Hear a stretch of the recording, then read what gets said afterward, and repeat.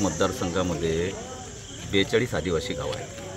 त्यातलं गोमाल जे आहे आणि 40 टापरी हे 2 गावं अतिदुर्गम भागामध्ये आहे की जिथं पाणी पुरवठा योजना पोहोचू शकत नाही. आणि म्हणून बाकीचे जे आदिवासी गाव त्यामध्ये आपण राजुरा धरण असेल, गोराडा धरण असेल, सगळ्या धरणावरून आपण त्यांना शुद्ध पाणी पुरवठा योजना आपण तयार केलेल्या आहेत. त्याचं काम आता अंतिम स्तरावर आहे. त्यामुळे कुठेही अशुद्ध पाणी मिळण्याची याची काळजी पूर्ण मतदारसंघात आहे. कोणतेही गाव अशुद्ध पाण्यातून वंचित राहणे याची काळजी आहे. पण गोमाल हे अतिदुर्गम भागात आणि त्यांना महसुली दर्जा नसल्यामुळे आणि खूप अतिदुर्गम असल्यामुळे तिथं पाणी जे आहे ते विहिरीचं घ्यावं लागतं. आणि शेवटी ग्रामपंचायतीला त्याची निगा राखावी लागते की ते विहिरीचं पाणी खराब असू नये, त्यात ब्लिचिंगचं आपण हे करावं. पण कुठंतरी चूक झाली असेल आणि त्यामुळे जे काय पण मी ज्यात आरोग्य खात्याकडून माहिती घेत असतो, सगळ्या गोष्टीचं माझं अपडेट असते. आणि त्यामध्ये जे 3 रुग्ण दगावले ते वेगवेगळ्या दिवशी दगावलेले आहेत. त्याचे कारणं काय आहेत? अतिसारामुळे आहे की दुसऱ्या बिमाऱ्या? कारण आदिवासी समाजामध्ये कुपोषण वगैरे असते, तरी आमच्याकडे आता कमी करतो आम्ही.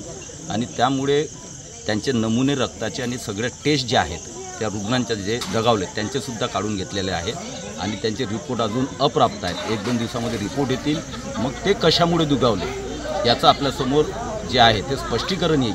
तरी पण गोमाल आणि त्या भागामध्ये एक 2 गावात आमचे बाकीचे तर सगळे पाणी पुरवठा व्यवस्थित आहे. त्या गावामध्ये पाणी पुरवठा कसा स्वच्छ होईल हे ग्रामपंचायतला मी सूचना दिलेल्या आहेत. आणि आरोग्य खात्याची टीम जी आहे ती 3 दिवसापासून तिथं मुक्कामी आहे. आता कोणत्याही प्रकारचं अतिसाराचा किंवा धोकादायक कुठेही नाही. चांगल्या प्रकारे ट्रीटमेंट करून त्यांची निगा आपण राखतो. 68 टीम तिथं पोहोचलेली, फक्त 2 वैद्यकीय अधिकारी. 68 पेशंट ही अतिसाराचे नाहीत.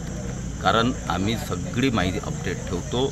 तरी जे साहित्य लागते ते पुरवलेलं आहे. अजूनही त्यामध्ये कमतरता असेल तर उद्या सकाळी पुन्हा अजून आम्ही तिथं लक्ष देणार आहे.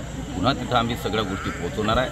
परंतु कोणत्याही पेशंटला त्रास होणार नाही याची दक्षता आम्ही पूर्ण घेणार आहे.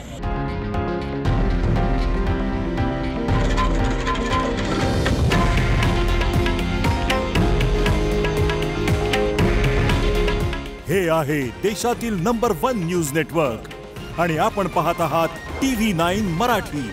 काळजी तुमची, हित महाराष्ट्राचं.